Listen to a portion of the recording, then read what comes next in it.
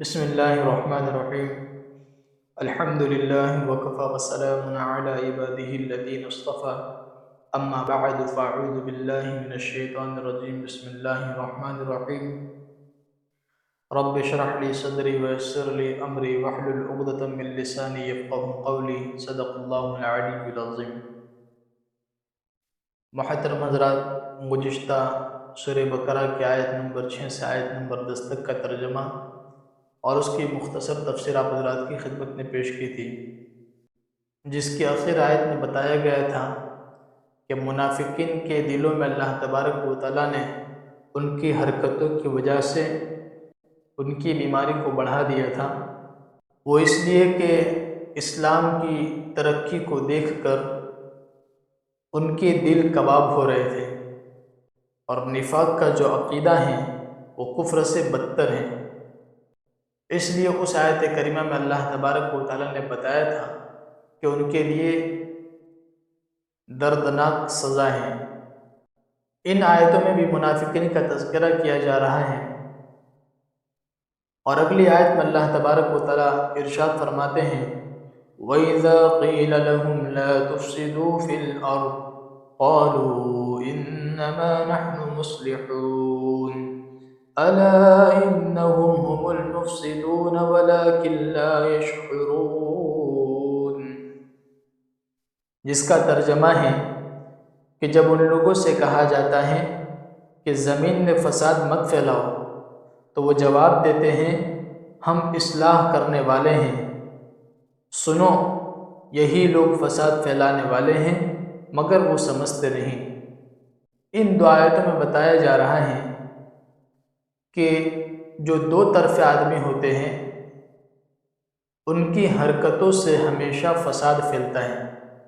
جو منافقین تھے وہ اپنی خواہشوں کی پیروی کرتے تھے اور اللہ تبارک و تعالیٰ کے احکام کی تعمیل میں بڑے سست تھے۔ مسلمانوں اور کافروں دونوں کے پاس ان کا آنا جانا رہتا تھا، اور اپنی قدرت اور منزلت بڑھانے کے لیے ایک کی باتیں دوسروں کو پہنچاتے تھے، اور ہر ایک کے سامنے ایسی باتیں کرتے تھے کہ وہ دوسرے سے بدظن ہو جائے، اور کفار کے ساتھ بڑے اکرام و اعجاز کے ساتھ پیش آتے تھے، اور کفار کے جو اعتراضات اور شبہات ہوتے تھے ان کو کمزور مسلمانوں کے سامنے بیان کرتے تھے تاکہ کمزور مسلمان تذبذب کا شکار ہو جائے۔ اور جب منافقین سے کہا جاتا کہ ایسی حرکتیں مت کرو، اس سے بگاڑ پھیلتا ہے، تو وہ جواب دیتے کہ بھائی ہم تو اصلاح کرتے ہیں، ہم چاہتے ہیں کہ آپسی تناؤ ختم ہو جائے اور سب لوگ شیر و شکر ہو کر رہیں۔ حالانکہ ایسا ممکن نہیں تھا کہ حق اور باطل ایک ساتھ کیسے ہو جائیں گے، مگر وہ اس بات کو بالکل نہیں سمجھتے تھے۔ اصل جو اصلاح کی صورت ہے وہ یہ ہے کہ دین حق کا غلبہ ہو، اور یہ اسی صورت میں ممکن ہو سکتا ہے کہ دین کے معاملے میں کسی کی موافقت اور مخالفت کی پرواہ نہ کی جائے، سب مسلمان متحد ہو کر رہیں اور ملت کا کوئی راز فاش نہ کرے۔ ان دو آیتوں میں اسی بات کو بیان کیا گیا ہے۔ اس کے بعد کی آیت میں اللہ تبارک و تعالیٰ ارشاد فرماتے ہیں وَإِذَا قِيلَ لَهُمْ آمِنُوا كَمَا آمَنَ النَّاسُ قَالُوا أَنُؤْمِنُ كَمَا آمَنَ السُّفَهَاءُ أَلَا إِنَّهُمْ هُمُ السُّفَهَاءُ وَلَكِنْ لَا يَعْلَمُونَ، اور جب ان سے کہا جاتا ہے کہ تم بھی ان لوگوں کی طرح ایمان لاؤ، تو وہ جواب دیتے ہیں کہ کیا ہم بیوقوفوں کی طرح ایمان لائیں؟ سنو، وہی بیوقوف ہیں مگر جانتے نہیں۔ اس آیت کریمہ میں اللہ تبارک و تعالیٰ بتا رہے ہیں کہ سچے مسلمان اسلام پر دل اور جان سے فدا تھے، لوگوں کی مخالفت اور اس کے نتائج کی ان کو کوئی پرواہ نہیں تھی، اور منافق جو تھے وہ دونوں طرف کیا ہیں اپنا آپ کو اچھا پیش کرتے تھے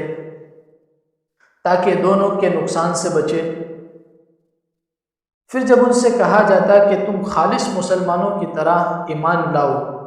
یعنی ایک طرف ہو کر رہو، ڈبل ڈھولکے نہ بنو، دو طرفہ نہ بنو،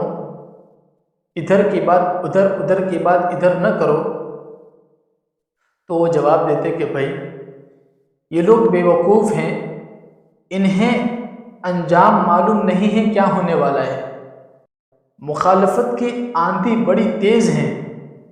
اور اونٹ کس کروٹ پر بیٹھے گا اس کا پتہ نہیں، اس لیے احتیاط ضروری ہے، اور ہم لوگ احتیاط سے اپنا کام کرتے ہیں۔ ایسا طریقہ اپنانا چاہیے کہ رام بھی راضی رہے اور رحیم بھی راضی رہے۔ تو اس کا جواب دیتے ہوئے کہا گیا کہ بے وقوف تو منافق ہیں کہ وہ لوگ روکڑا نفع دیکھ رہے ہیں، موجودہ حالات ان کے سامنے ہیں،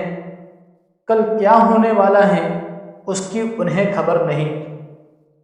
کل جب اسلام کا بول بالا ہوگا تو منافقین کی بری گت بنے گی، ان کو کوئی ٹھکانہ نہیں دے گا اور انہیں مسلمانوں کے سامنے بڑی شرمندگی ہوگی۔ اس آیت کریمہ میں اسی بات کو بیان کیا گیا ہے۔ پھر اللہ تبارک و تعالیٰ آگے فرماتے ہیں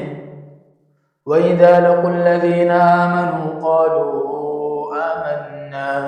وَإِذَا خَلَوْا إِلَى شَيَاطِينِهِمْ قَالُوا إِنَّا مَعَكُمْ إِنَّمَا نَحْنُ مُسْتَهْزِئُونَ اللَّهُ يَسْتَهْزِئُ بِهِمْ وَيَمُدُّهُمْ فِي طُغْيَانِهِمْ يَعْمَهُونَ۔ اور جب منافقین ان لوگوں سے ملتے ہیں جو ایمان لائے ہیں تو کہتے ہیں کہ ہم ایمان لائے ہیں، اور جب تنہائی میں اپنے شریر سرداروں کے پاس پہنچتے ہیں تو کہتے ہیں کہ ہم بالیقین تمہارے ساتھ ہیں، ہم تو مسلمانوں کو بس الو بناتے ہیں۔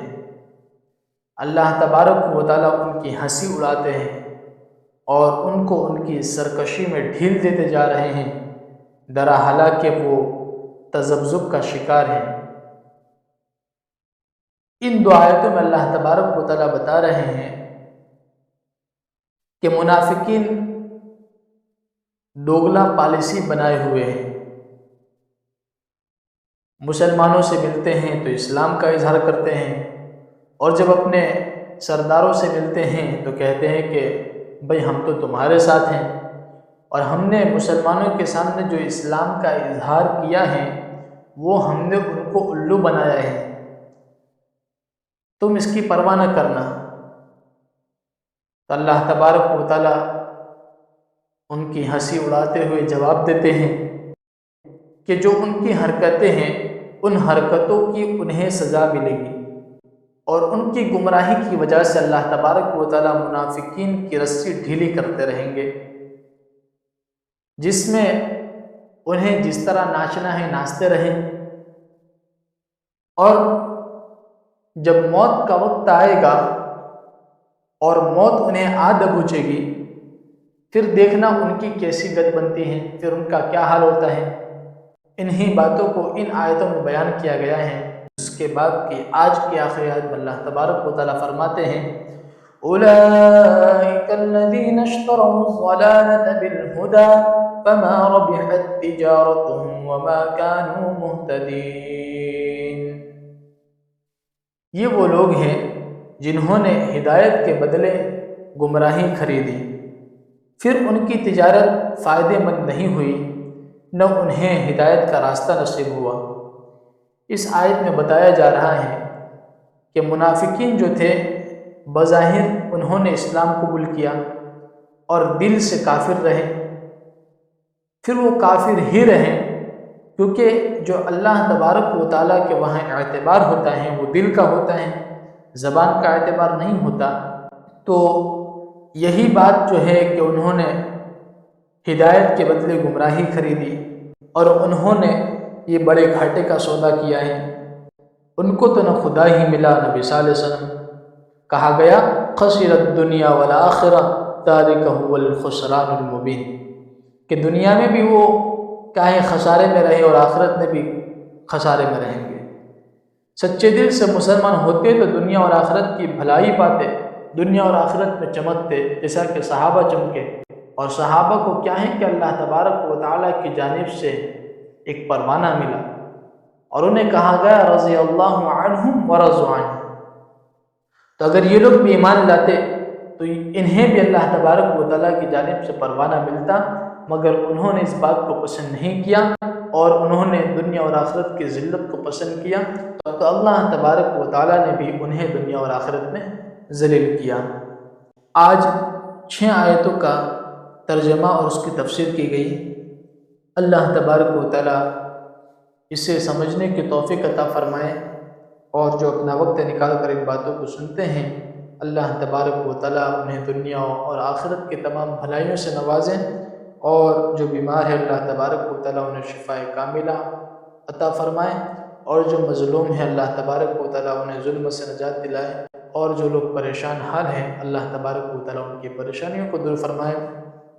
اور آخر میں اللہ تبارک و تعالیٰ سے ہمارے والدین اور اساتذہ کے لیے دست بدعا ہوں